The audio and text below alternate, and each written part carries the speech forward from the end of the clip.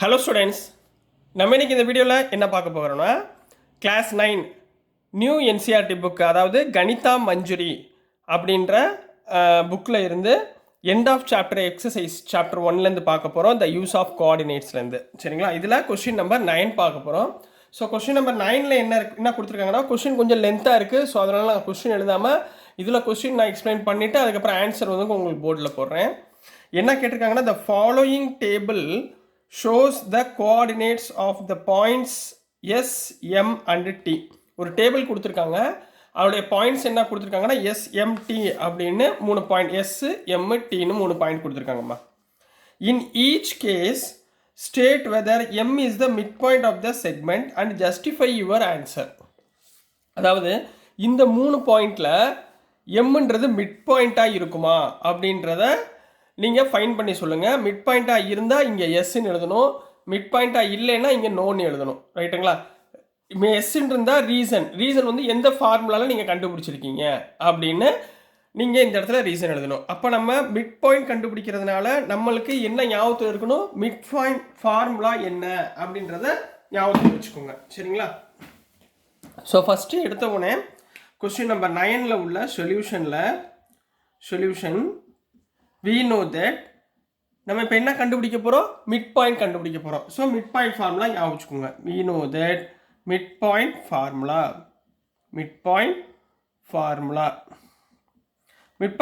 என்னம்மா, x1 plus x2 by 2 y1 plus y2 by 2. இதுதாம்மா mid பாயிண்டோட ஃபார்முலா. சரிங்களா? இப்போ சப்டிவிஷன் 1 வாங்க.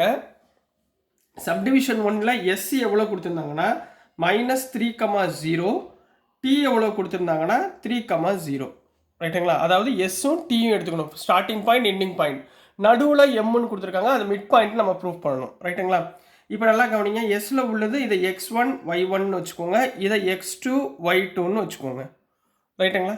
புரிஞ்சுங்களாமா? ஸோ இதோடைய மிட் பாயிண்ட் என்ன, இப்போ for example mid point of ST, mid point of எஸ்டினா என்னம்மா, எம்முன்னு நம்ம அவங்க சொல்லியிருக்காங்களா. இப்போ எம்முடைய பாயிண்ட் என்னன்றதை ஃபைன் பண்ண போகிறோம். ஃபார்முலா என்ன, x1 plus x2 by 2. இங்கே x1 எவ்வளவு, -3 plus 3. அப்போ -3 plus 3 by 2, y1 plus y2 by 2. y1 எவ்வளவு, 0 plus 0 by 2. -3 plus 3 எவ்வளவு, 0ங்களா. அப்போ 0 by 2 ஈக்குவல் டு 0, 0. அப்போ அதில் டேபிள் காலத்தில் பாருங்கள், எம்ன்ற பாயிண்ட் 0,0 இருக்கா. அப்போ அந்த இடத்துல M is the mid point of என்ன எழுதணும், தேர்ஃபோர் எம் இஸ் த எஸ்ன்னா இந்த இடத்துல எழுதிருங்க. சரிங்களா? மிட் பாயிண்ட் ஆஃப் எஸ்டி அப்படின்னு கம்ப்ளீட் பண்ண போகிறீங்க. ரீசன் என்னன்னா by using mid point formula அப்படின்னு எழுதிட போகிறீங்க. கரெக்டுங்களா?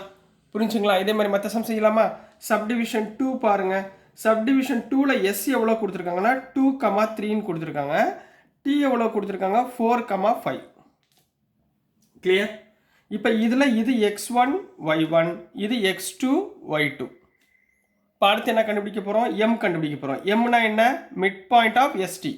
ரைட்டுங்களா? இப்போ எம் எப்படி போடுவீங்க, x1 plus x2 by 2, y1 plus y2 by 2. இதில் x1 எவ்வளவு, 2 plus 4 by 2, 3 plus 5 by 2, which implies 2 plus 4 எவ்வளவு, 6 by 2, 3 plus 5 8 by 2. அப்போ என்ன வரும், 6 by 2 எவ்வளோமா, 3, 8 by 2 4. 3,4 இருக்கா பாருங்க. எஸ், இதுலேயும் எம்ன்றது 3,4ன்னு வந்திருக்கு. So M is the mid point of ST. Reason என்ன எழுதுவீங்க, by using mid point theorem அப்படின்னு கம்ப்ளீட் பண்ண போகிறீங்க. புரிஞ்சுங்களாமா? சரி, சப்டிவிஷன் 1, 2 புரியுதுங்களா? இப்போ சப்டிவிஷன் 3 போயிடலாங்களா? இப்போ நெக்ஸ்ட்டுமா சப்டிவிஷன் 3 பார்க்க போகிறோம். சப்டிவிஷன் 3ல் என்ன கொடுத்துருக்காங்கன்னா, எஸ்ன்றது 0,0 கோஆர்டினேட் கொடுத்துருக்காங்க, டீன்ற கோஆர்டினேட் 0,-10ன்னு கொடுத்துருக்காங்க. ரைட்டுங்களா? ஸோ இதில் இது x1 y1, இது x2 y2. நம்ம என்ன ஃபைன் பண்ண போகிறோம், எம்ன்றதை ஃபைன் பண்ண போகிறோம். எம்னா என்ன, மிட் பாயிண்ட் ஆஃப் எஸ்டியா இல்லையான்னு ஃபைன் பண்ண போகிறோம்.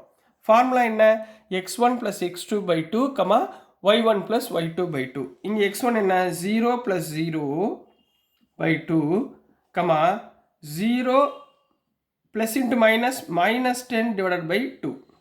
இப்போ என்ன வந்துருமா 0 ப்ளஸ் 0னா 0 minus 10 by 2 minus 10 divided by 2 minus 10 divided by 2 எவ்வளவு மைனஸ் 5. அப்போ 0 கமா மைனஸ் 5. இப்போ பாயிண்டில் பாருங்கள் அங்கே என்ன இருக்குது 0 கமா ப்ளஸ் 5 இருக்குது. But given m is 0 comma plus 5 ரைட்டுங்களா. therefore m is not the midpoint of ST. midpoint of ST அப்படின்னு கம்ப்ளீட் பண்ண போகிறீங்க. புரிஞ்சுங்களா. மிட் பாயிண்ட் இல்லைன்னா நோன் போட போகிறீங்க. சரிங்களா. ரீசன் கொடுக்க தேவையில்லை.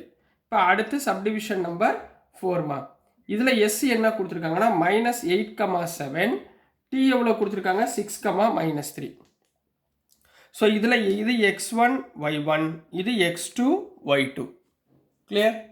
ஸோ இப்போ பாருங்கள் m கண்டுபிடிக்கணும். mன்றது மிட் பாயிண்ட். மிட் பாயிண்ட் என்ன x1 + x2 by 2 அதாவது -8 + 6 by 2 7 -3 by 2. அப்போ -8 + 6 எவ்வளவு -8 + 6னா -2 by 2 7 - 3னா 4 by 2.